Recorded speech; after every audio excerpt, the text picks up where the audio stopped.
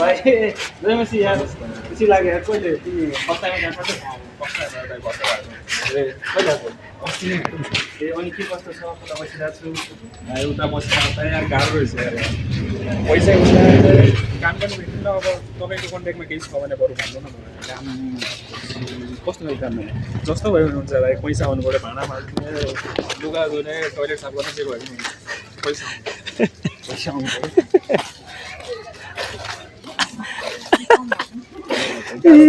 पहिला हाँस्छु ल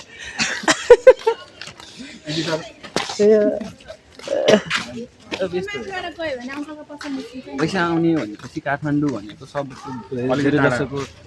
सपनाको सहर हो त्यो भनेको सपनाको सहरमा सपना खोज्न आइरहन्छ मान्छे यो सपनालाई अब कसैले भेटाएर लाइफ पार्टमा लान्छ भने चाहिँ यसले सक्सेस गर्यो तिमीले भनेको तिम्रो ड्रिम पनि ठुलो छ जस्तो लाग्यो तिमीले भनेको यतिको जे काम पनि गर्न सक्छौ भनेको भन्न खोजेको मतलब चाहिँ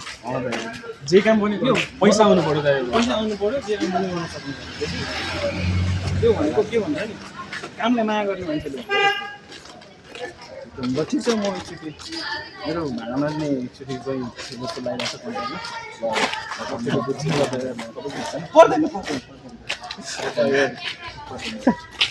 आफ्नै हो नि थ्याङ्क्स फर वाचिङ